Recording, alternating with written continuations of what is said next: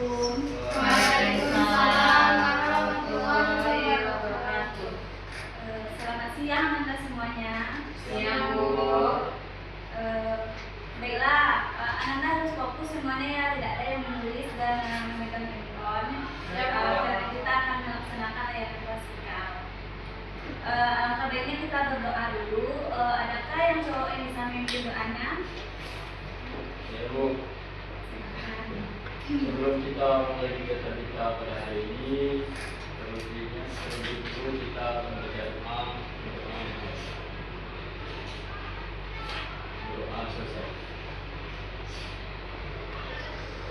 Baiklah, Ibu udah menyampaikan tadi ya, Anda semuanya harus fokus dan harus hadap ke depan ya. Tidak ada yang menulis. Terlebih dahulu Ibu akan mengambil absensinya. Adakah teman-temannya yang tidak hadir? Tidak, Bu.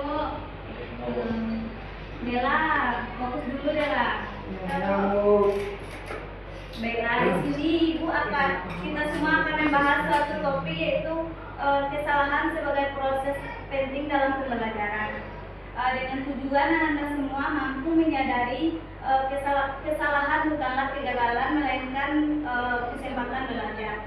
Anak-anak semua tidak, kalau anak-anak semua ada melakukan kesalahan, tidak boleh berputus asa sampai di situ saja. Kita harus mengakui kesalahan kita, dari kesalahanlah kita bisa belajar.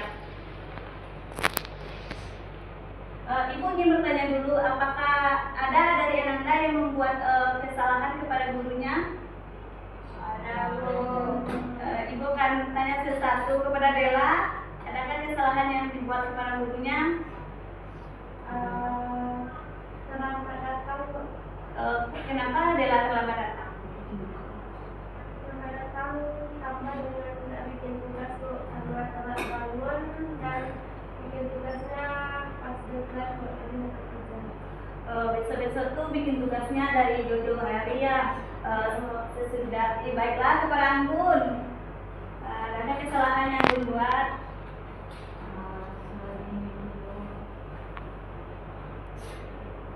Sering terlambat masuk kelas, Bu. Kenapa terlambat? Kadang sama ganggu, kadang kurang ganggu. Bila kita masuk ke materi ya.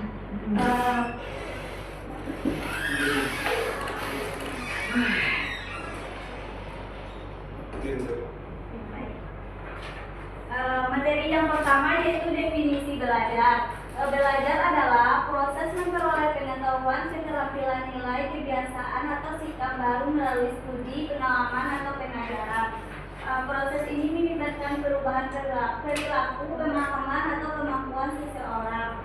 Dan beberapa aspek penting dari definisi belajar. Yang pertama, perubahan perilaku. Belajar selalu menghasilkan perubahan dalam cara seseorang berpikir, bertindak, atau merasakan perubahan dan bisa bersifat kognitif. Proses aktif. Belajar bukan sekedar penerimaan pasif informasi, adalah proses aktif yang melibatkan pengolahan informasi, pemahaman, dan penerapan pengetahuan baru.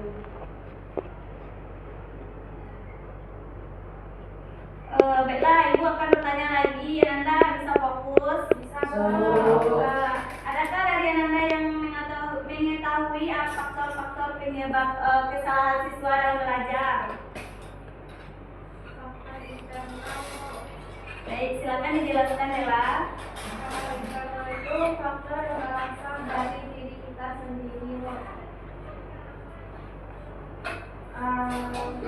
Seperti kesulitan memahami konsep, kurangnya strategi dalam diri, gangguan konsentrasi pada diri kita. Jadi benar yang dikatakan oleh Dela tersebut. Beri aplaus pada temannya terlebih dahulu.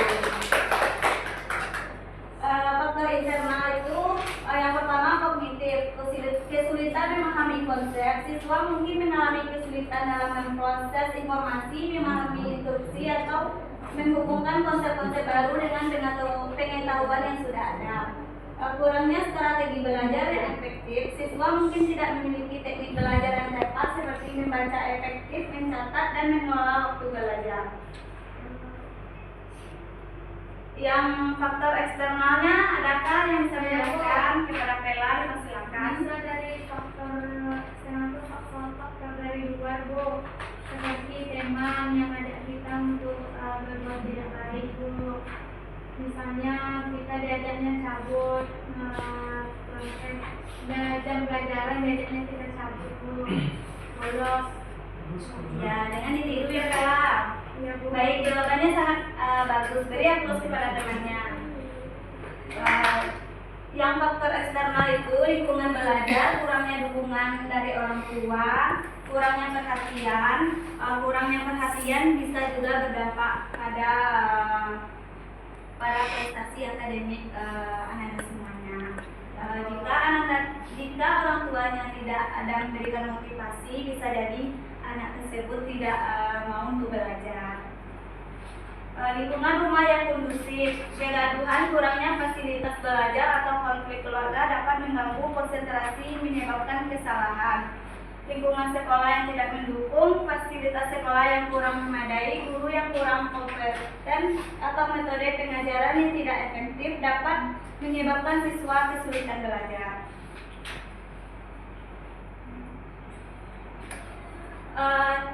Ibu akan bertanya lagi, jika Ananda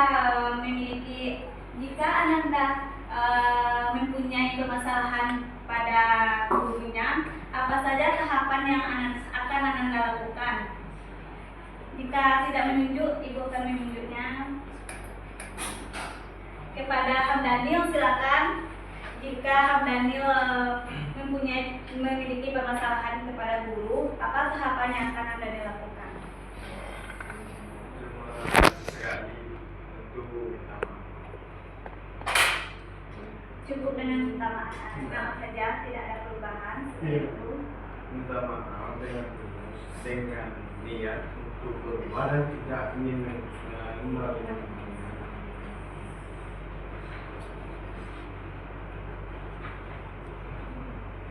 Yang pertama itu identifikasi masalahnya. Hamdanil harus mendalami masalahnya, apa yang membuat permasalahan dengan guru tersebut. Sadari bahwa sesuatu yang tidak beres itu perlu diperbaiki dan perlu ada perubahan ke depannya. Apakah Hamdanil sudah mengerti? Mengerti dulu.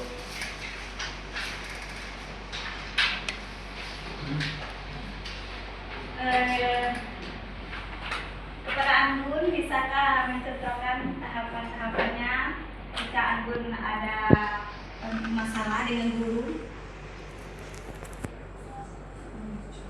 Bisa, Anggun?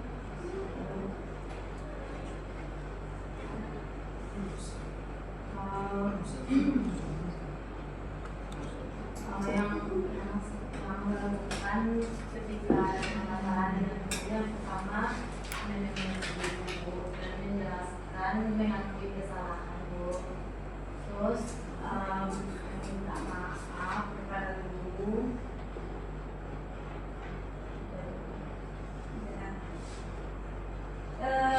Yang kedua itu menganalisis masalah, mengumpulkan informasi yang relevan terkait masalah tersebut.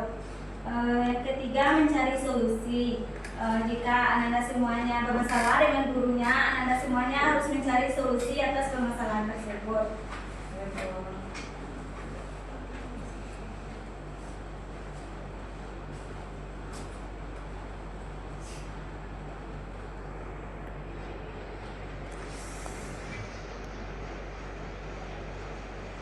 Baiklah, Ibu akan menanyakan.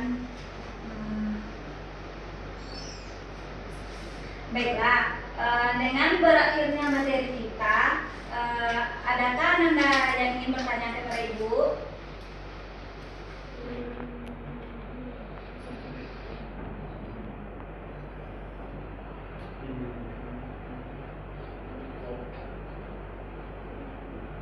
Baik, kepada Revo, silakan. Bagaimana cara mengatasi siswa atau peserta didik yang selalu mengulang permasalahan tersebut dengan guru? Apa bisa diulang lagi? Bagaimana bagaimana cara mengatasi permasalahan yang sering diulang oleh siswa atau peserta didik kepada gurunya. Baiklah, cara mengatasi permasalahan yang sering diulang oleh peserta didik kepada gurunya dengan cara kita memanggilnya terlebih dahulu. Bicarakan permasalahannya. Kalau kita tidak bisa, kita bisa mengkonfirmasinya kepada guru BK dan wali kelas. Kita ceritakan permasalahannya kepada guru BK dan wali kelas. Baik, adakah dari teman-temannya yang ingin menjawab pertanyaan dari Repo? Prapela, dipersilakan. Cara-cara jika siswa tersebut sharing berulang kali melakukan kesalahan yang sama. Jadi, Bella, pada Della. Cara yang bisa dilakukan ketika siswa tersebut sering berulang kesalahan yang sama. Kalau kita sebagai guru mata pelajaran yang tidak bisa, dan kita harus mengeluarkannya kepada guru BK. Kalau guru BK-nya belum bisa untuk merubah diri siswa tersebut, maka bisa diserahkan kepada kepala sekolah dan kepala sekolah untuk mencari solusi terhadap kasus ini. Baiklah, apakah Anda semuanya sudah paham atas materi ini? Sudah alhamdulillah sudah. Ibu meminta kesimpulannya dari salah satu perwakilan aja. Siapa yang bisa? Anggun, kepada Anggun, silakan. Baiklah, saya akan menyimpulkan tema kita pada hari ini, yaitu kesalahan belajar siswa. Kesalahan belajar siswa umumnya terjadi karena kurangnya pemahaman terhadap materi, strategi belajar yang tidak tepat, kurangnya disiplin dalam manajemen waktu, serta kurangnya motivasi belajar.